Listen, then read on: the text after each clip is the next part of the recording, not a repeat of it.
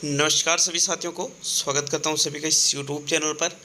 साथियों, शिक्षण विधियों का स्पेशल पेपर लेकर आया हूं। शिक्षण विधियों के 30 प्रश्न हैं इस वीडियो में, जो कि लेवल 1 के लिए और लेवल 2 के लिए उपयोगी है। रीट के एग्ज़ाम में आपके लास्ट एक दिन बच रहा है। इसके बाद में देखिएगा जो आपके थर्ड ग्रेड का एग्ज़ाम होगा जनवरी में, उसमें भी टीचिंग मेथड के काफ़ी ज़्यादा प्रश्न आपके आने वाले हैं, तो उसके लिए भी ये उपयोगी है साथियों। फाइनल रिवीजन के लिए बेस्ट चीज़ें आपको यहाँ पर देखने को मिलेंगी। तो चलिए शुरू करते हैं आज के इस वीडियो को। पूरे ही 30 प्रश्नों को देख करके जाना साथियों। आज सुबह 11:30 से 12 के लगभग 11:30 से 12 बजे के आसपास एक स्पेशल वीडियो आ रहा है, तो उसको ज़रूर देखिएगा। रीट एग्ज़ाम से संबंधित है वो, ठीक है। तो चलिए पहला प्रश्न देखेंगे। आपके प्रश्न संख्या 1 क्या पूछ रहा है? मानसिक विकार ग्रस्त बालकों के लिए सर्वश्रेष्ठ विधि है ड्रेकाली विधि, डाल्टन विधि, बुनियादी शिक्षण विधि और बिनेट का विधि। तो देखो, जो बालक मानसिक विकार से ग्रस्त होते हैं, ठीक है, उन बालकों के लिए एक विधि चलाई गई थी जो थी ड्रेकाली विधि। ड्रेकाली ने ही इस विधि का नामकरण किया और इस विधि को भी देने वाली ड्रेकाली ही थी, ठीक है। उन्हीं के नाम के आधार पर इस विधि को जाना जाता है। तो विकल्प नंबर आपका 1 सही है प्रश्न संख्या 1 में। नेक्स्ट देखते हैं प्रश्न नंबर 2 को। तो चलिए दूसरा प्रश्न नंबर 2 है मित्रों आपके, अभिनय विधि के जनक है जीन पियाजे, कार्ल रोजर्स, हर्बर्टसन और जेकब एल मोरेनो। तो अभिनय विधि को हम नाटक विधि भी कह सकते हैं। इस विधि के आपको जनक बताना है, कौन है इसका राइट आंसर। तो अभिनय विधि या नाटक विधि के जनक माने जाते हैं जेकब एल मोरेनो को। विकल्प नंबर आपका 4 सही है साथियों प्रश्न संख्या 2 में। नेक्स्ट आगे बढ़ते हैं अब हम प्रश्न नंबर 3 पर। तो चलिए तीसरा क्वेश्चन देख लेते हैं, ज़्यादा लंबा वीडियो नहीं बनेगा। सबसे खर्चीली विधि मानी जाती है समस्या समाधान विधि, प्रयोजना विधि, खेल विधि और प्रदर्शन विधि।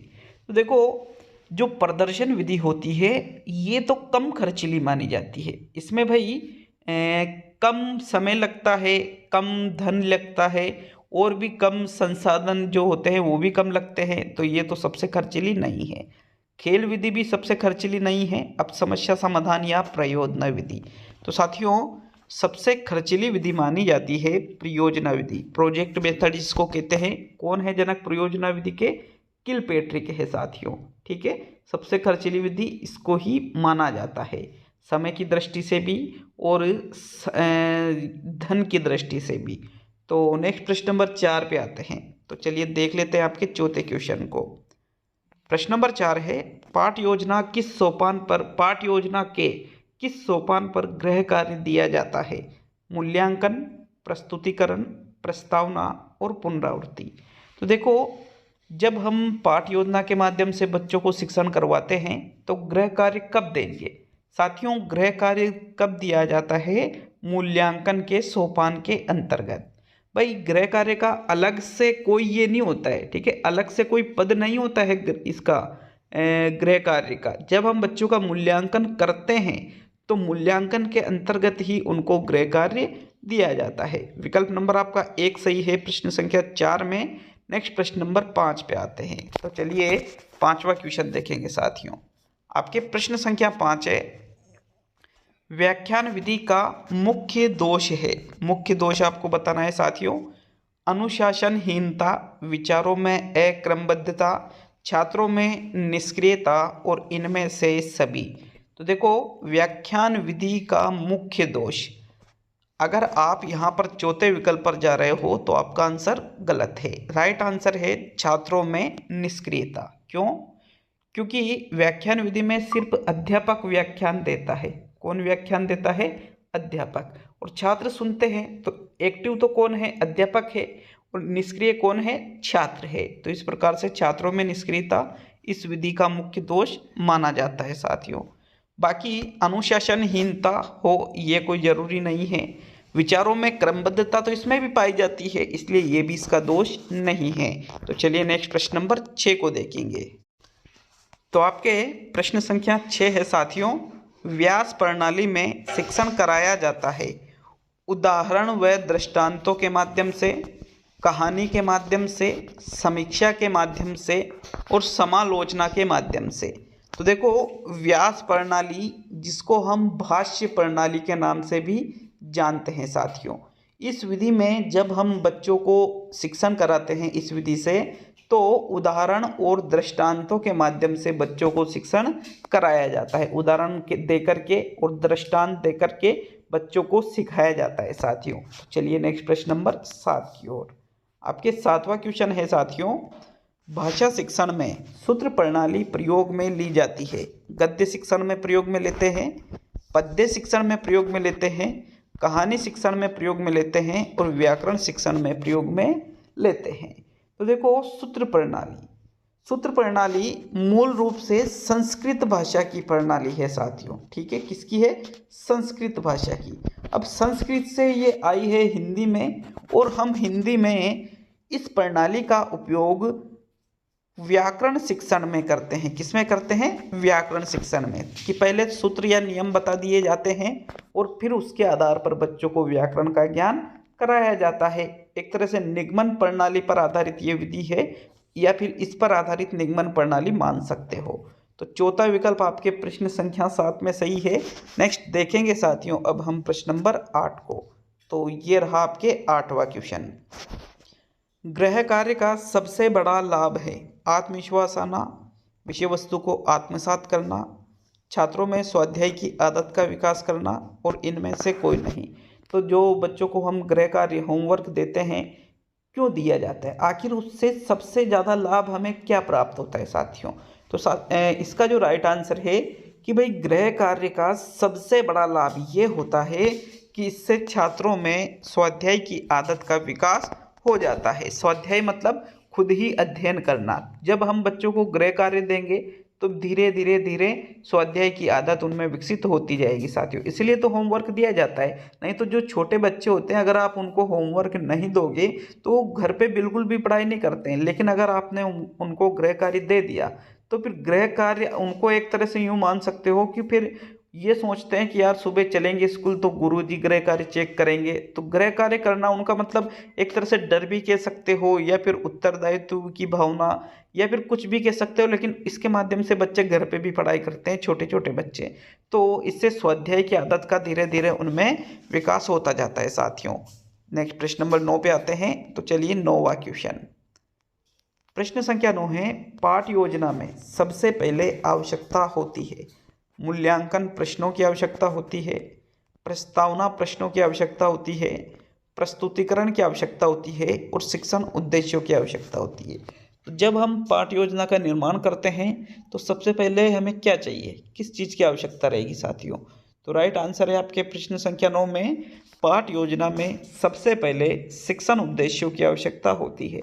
चौथा विकल्प सही है आपके 9वें क्वेश्चन में, क्योंकि शिक्षण उद्देश्य सबसे पहले निर्धारित किए जाते हैं कि आखिर हम ये पाठ योजना जो बना रहे हैं इसका उद्देश्य क्या है, हम बच्चों को ये क्यों पढ़ा रहे हैं, इससे बच्चों में क्या क्या परिवर्तन होगा, इस प्रकार से। तो चौथा विकल्प आपके 9वें क्वेश्चन में सही है। नेक्स्ट आते हैं अब हम प्रश्न नंबर 10 पर। तो चलिए 10वां क्वेश्चन, मौन वाचन का उद्देश्य है शिक्षक का कार्य कम करना, कक्षा को शांत रखना, विषय की ग्रहण शक्ति को बढ़ाना और विषय वस्तु को रटना। तो देखो, मौन वाचन, जब मन ही मन हम बिना होठों को हिलाए वाचन करते हैं, मतलब पठन करते हैं, तो उसको ही मौन वाचन कहा जाता है। अब यहाँ पर मौन वाचन का जो उद्देश्य है वो रहेगा विषय की ग्रहण शक्ति को बढ़ाना। क्या रहेगा? विषय वस्तु की जो ग्रहण शक्ति है उसको बढ़ाई जाए, इसलिए मौन वाचन कराया जाता है। ऐसा नहीं है कि शिक्षक का कार्य कम हो इसलिए मौन वाचन कराते हैं, या कक्षा को शांत रखने के लिए, या विषय वस्तु को रटने के लिए। ये तीनों ही विकल्प मौन वाचन के बारे में गलत है मित्रों। तो चलिए नेक्स्ट प्रश्न नंबर 11 को देखेंगे। आपके 11वां क्वेश्चन ये रहा, देखिएगा।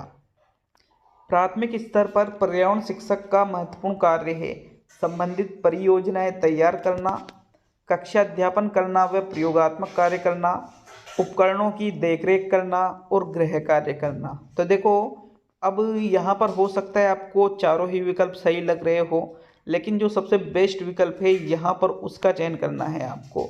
तो 11वें क्वेश्चन में जो सबसे बेस्ट विकल्प है वो है कक्षा अध्यापन करना, मतलब बच्चों को पढ़ाना एक तो। दूसरा प्रयोगात्मक कार्य करना। तो इसमें दो चीज़ें एक साथ आ रही है साथियों, इसलिए आपके दूसरा विकल्प प्रश्न संख्या 11 में बिल्कुल सही रहेगा। बाकी गृह कार्य देना भी होता है, कार्य परियोजना तैयार करना ये भी होता है, उपकरणों की देखरेख करना ये तो इतना इम्पोर्टेंट नहीं है, और भी दूसरे भी कर लेते हैं इन चीज़ों को तो, बट दूसरा विकल्प ओनली शिक्षक के लिए ही है, इसलिए आपके यहाँ पर सेकंड विकल्प राइट रहेगा प्रश्न संख्या 11 में। नेक्स्ट प्रश्न नंबर 12 को देखेंगे। तो 12वां क्वेश्चन, सामाजिक अध्ययन शिक्षण का प्रमुख उद्देश्य है बालक को परीक्षा में पास कराना, बालक का सामाजिकरण करना, बालक को समाज का ज्ञान देना और बालक को भाषण देना सिखाना। तो देखो, जब हम बच्चों को सामाजिक अध्ययन का शिक्षण कराते हैं या फिर सामाजिक अध्ययन का शिक्षण क्यों कराया जाता है, आखिर उसका उद्देश्य क्या है, तो देखो पहला जो विकल्प है कि भाई परीक्षा में पास कराना, परीक्षा में पास कराना इसका मुख्य उद्देश्य नहीं होता है, ना ही भाषण देना सिखाना इसका मुख्य उद्देश्य होता है।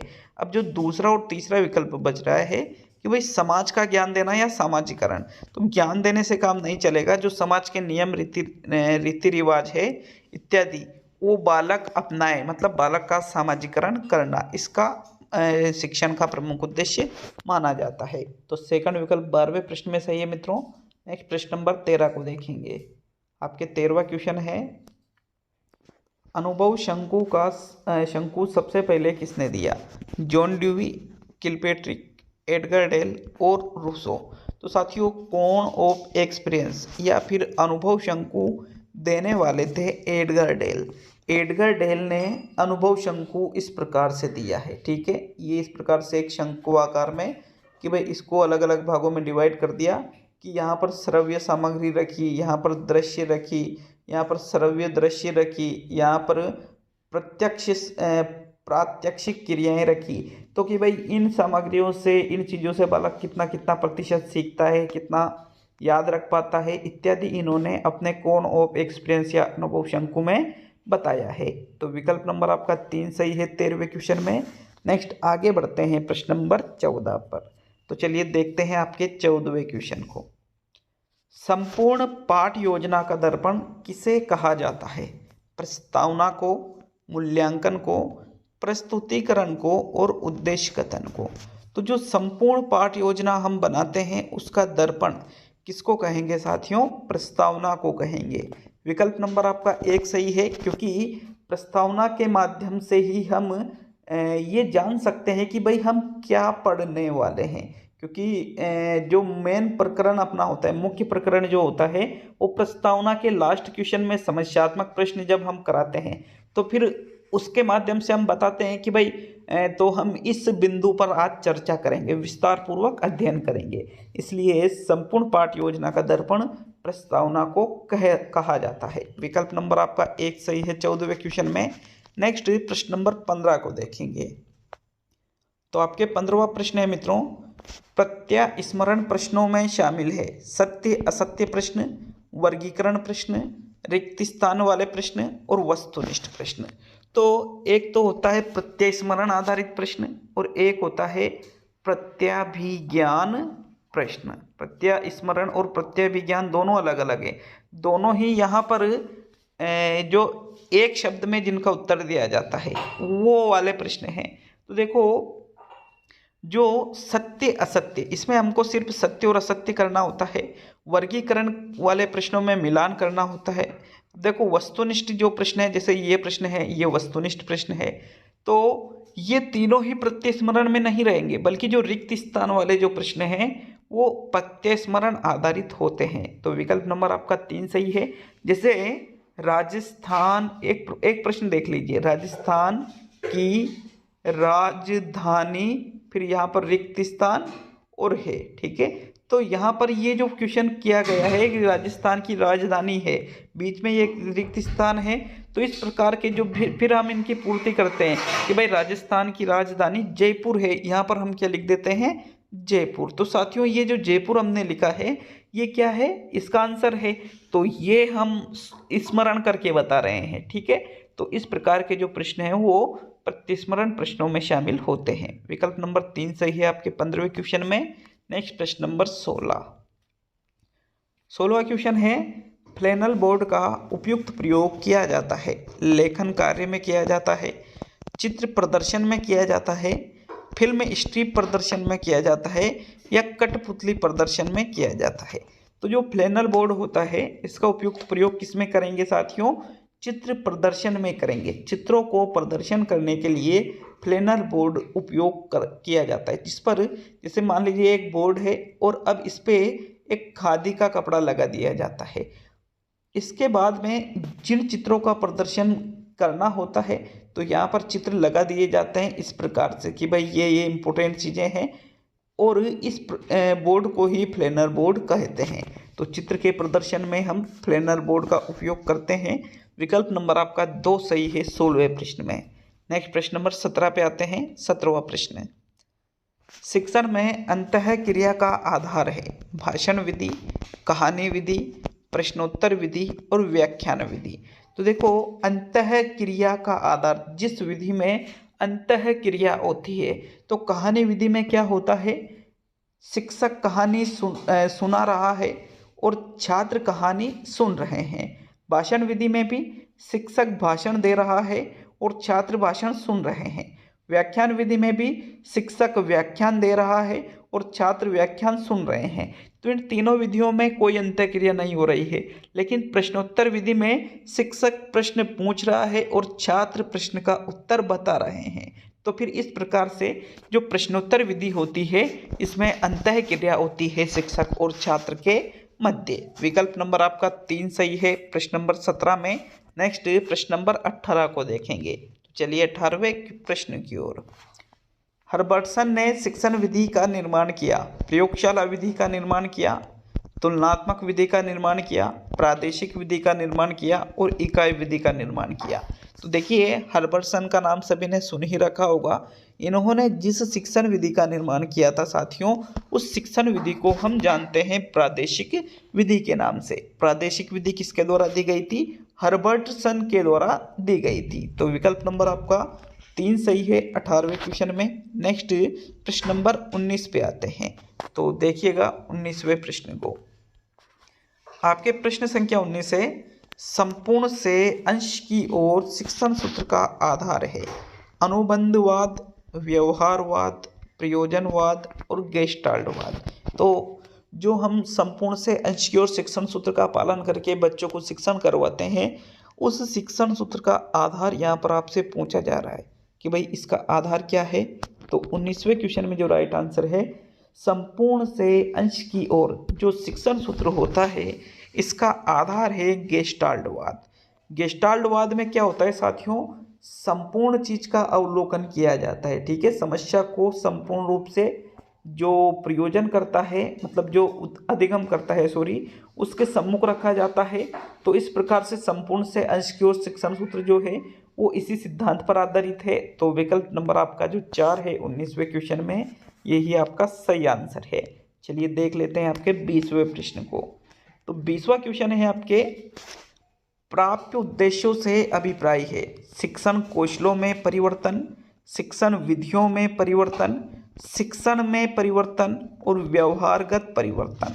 तो जो प्राप्य उद्देश्य होते हैं, प्राप्य उद्देश्य का मतलब वह उद्देश्य जिनको हम एक कक्ष में ही प्राप्त कर ले उनको कहा जाता है प्राप्य उद्देश्य। तो साथियों जैसे यहाँ पर ज्ञानात्मक, भावात्मक, कौशलात्मक, अभिवृत्त्यात्मक, रोचात्मक, इस प्रकार के जो उद्देश्य है वो प्राप्य उद्देश्य कहलाते हैं। तो इनसे ही व्यवहारगत परिवर्तन होता है। जब हम पाठ्य योजना बनाते हैं तो इस प्रकार आप सभी ने लिख रखा होगा कि ज्ञानात्मक उद्देश्य, छात्र इसका परिभाषित कर सकेंगे इस प्रकार से। भावात्मक उद्देश्य लिखा होगा, कौशलात्मक उद्देश्य लिखा होगा, अभिरुचात्मक उद्देश्य लिखा होगा, अवबोधात्मक उद्देश्य लिखा होगा। तो साथियों इस प्रकार से तो ये व्यवहार में व्यवहारगत परिवर्तन होता है, इसका अर्थ। विकल्प नंबर 4 सही है 20वें क्वेश्चन में। नेक्स्ट प्रश्न नंबर 21 पे आते हैं। तो आपके 21वां क्वेश्चन, एक इकाई के पाठ्यांशों को अधिकतम कितने दिनों में पूरा किया जाता है? एक कालांश में, एक सप्ताह में, एक माह में, एक वर्ष में। तो जो एक इकाई होती है, एक इकाई के जो पाठ्य अंश होते हैं, आप एक इकाई में भाई एक जैसे पाठों को लेते हैं हम इकाई के अंतर्गत, तो वहाँ पर अधिकतम एक सप्ताह में उनको पूरा किया जाता है। एक सप्ताह का मतलब 6 दिन से लिया जाएगा साथियों। एक सप्ताह मतलब ऐसा नहीं है कि 7 दिन तक शिक्षण करवाएंगे, क्योंकि एक दिन की तो छुट्टी होती ही है संडे की, और बीच में अगर कोई और छुट्टी भी आ जाती है तो वो अलग बात हो जाती है। तो यहाँ पर आप अधिकतम 6 दिनों में मतलब एक सप्ताह में उस इकाई के सभी पाठ्यांशों को समाप्त करोगे ही करोगे, क्योंकि एक इकाई में अधिकतम 6 दैनिक पाठ योजना सम्मिलित हो सकती है। विकल्प नंबर आपका 2 सही है 21वें क्वेश्चन में। नेक्स्ट प्रश्न नंबर 22 पे आते हैं। तो चलिए देख लेते हैं आपके 22वें प्रश्न को। अनुसंधान विधि का प्रयोग होता है प्राथमिक स्तर पर, उच्च स्तर पर, सभी स्तरों पर, या इनमें से कोई नहीं। तो अनुसंधान विधि, जिसको खोज विधि भी कहा जाता है साथियों, होरिस्टिक विधि के नाम से भी जाना जाता है इसको। तो अनुसंधान या खोज विधि का प्रयोग प्राथमिक स्तर पर नहीं होता है, सभी स्तरों पे भी नहीं होगा अगर प्राथमिक पे नहीं हो रहा है तो फिर उच्च स्तर पर इस विधि का प्रयोग किया जाता है। सेकंड विकल्प आपके 22 में सही है। नेक्स्ट प्रश्न नंबर 23 को देखेंगे। 23वां क्वेश्चन है आपके, वाचन की कौन सी विधि संकोची छात्रों के लिए उपयोगी है? वैयक्तिक वाचन, मौन वाचन, संवेद वाचन, आदर्श वाचन। तो देखो जो वैयक्तिक वाचन है इसमें तो एक ही व्यक्ति वाचन करता है। जो छात्र संकोची है अगर वो खुद ही अकेला ही वाचन करेगा सबके सामने तो उसके तो और ज़्यादा दिक्कत आएगी, तो ये गलत हो गया। मौन वाचन में तो कुछ पता ही नहीं चलता है कि भाई पढ़ रहा है कि नहीं पढ़ रहा है, ये भी गलत हो गया। साथियों राइट आंसर है संवेद वाचन। संवेद वाचन संकोची छात्रों के लिए उपयोगी माना जाता है। क्यों?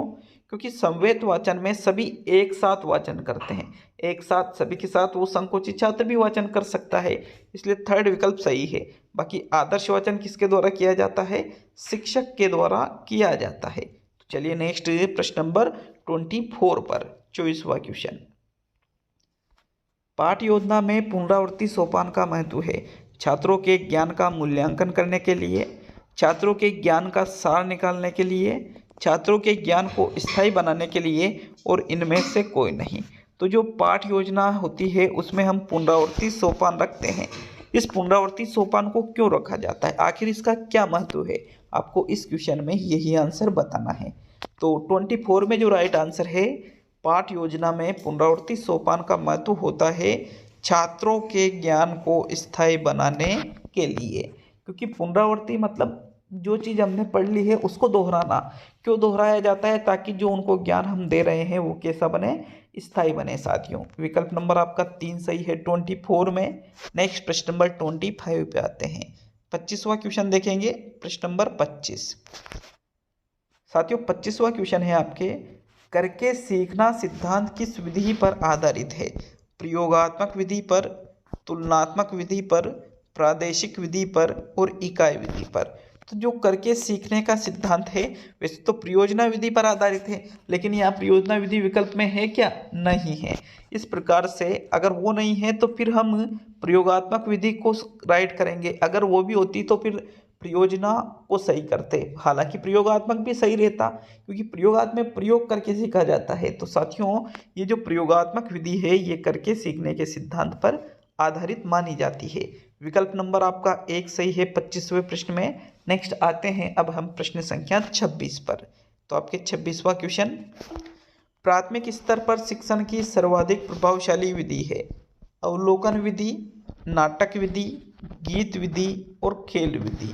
तो देखो प्राथमिक स्तर की बात की जा रही है तो शिक्षण की जो सर्वाधिक प्रभावशाली विधि मानी जाती है वो है आपके खेल विधि को शिक्षण की सर्वाधिक प्रभावशाली विधि प्राथमिक स्तर पर मानी जाती है, क्योंकि खेल विधि के माध्यम से बालकों का सर्वांगीण विकास होता है, ऐसा माना जाता है साथियों। विकल्प नंबर आपका जो 4 है प्रश्न 26 में वो ही सही आंसर है। नेक्स्ट प्रश्न नंबर 27 को देखेंगे। प्रश्नावली के कितने प्रकार होते हैं? तो प्रश्नावली के प्रकारों की बात की जा रही है। कितने प्रकार होते हैं? 4 प्रकार होते हैं। एक तो होता है खुली प्रश्नावली, पहला प्रकार। दूसरा होता है बंद प्रश्नावली। तीसरा प्रकार होता है चित्रित प्रश्नावली। और चौथा प्रकार होता है मिश्रित प्रश्नावली। तो साथियों इस प्रकार प्रश्नावली के कितने प्रकार माने जाते हैं? 4 प्रकार माने जाते हैं। चौथा विकल्प आपके 27 में सही है। नेक्स्ट प्रश्न नंबर 28 पे आते हैं।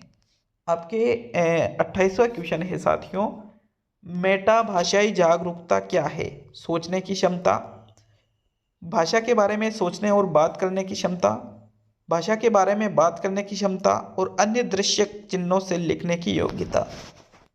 तो जो मेटा भाषाई जागरूकता है इसका अर्थ लिया जाता है भाषा के बारे में सोचने और बात करने की क्षमता को ही हम मेटा भाषाई जागरूकता कहते हैं। विकल्प नंबर आपका 2 सही है 28 में। नेक्स्ट 29वां क्वेश्चन, जो कि आपका सेकंड लास्ट क्वेश्चन है साथियों आज का, लेकिन वापस बस 20 क्वेश्चन कराए मैंने मनोविज्ञान के, वो भी ऑथेंटिक आंसर की से। ठीक है। सतत और व्यापक मूल्यांकन का उद्देश्य है बच्चों की कमियां जानना, यह जानना कि बच्चों ने कितना सीखा, छात्रों को उत्तीर्ण अनुत्तीर्ण श्रेणी में रखना और छात्रों की शिक्षण प्रक्रिया को जानना, समझना व सुधार करना। तो देखो कमियां जानना भी भाई निदानात्मक शिक्षण है, यह जानना कि बच्चों ने कितना सीखा ये भी हो सकता है, उत्तीर्ण अनुत्तीर्ण श्रेणी में रखना ये तो गलत है। बट यहाँ पर जो चौथा विकल्प है छात्रों की शिक्षण प्रक्रिया को जानना, समझना और सुधार करना, ये सबसे बेस्ट विकल्प है साथियों। तो आपके विकल्प नंबर 4 सही है 29वें क्वेश्चन में। अब आज का अंतिम और 30वां क्वेश्चन, लेकिन लास्ट में बोल रहा हूँ वीडियो अच्छा लगता है तो वीडियो को एक लाइक ज़रूर कीजिएगा, वीडियो को शेयर कीजिए साथियों, और चैनल पर नए हो तो चैनल को सब्सक्राइब करके हमें मोटिवेट जरूर कीजिएगा। तो चलिए देख लेते हैं आपके 30वें प्रश्न को। शिक्षण प्रक्रिया में निम्न में से किसका भली प्रकार से ध्यान रखना चाहिए? छात्रों की सक्रिय सहभागिता का, अनुशासन और नियमित उपस्थिति का, गृह कार्य की जांच में लग्न का और विषय वस्तु का कठिनाई स्तर। तो देखो जब शिक्षण प्रक्रिया होती है तो फिर हमें छात्रों की सक्रिय सहभागिता का ध्यान सबसे ज़्यादा रखना चाहिए, क्योंकि छात्र सक्रिय रहेंगे एक्टिव रहेंगे तो अच्छी तरह से सीखेंगे।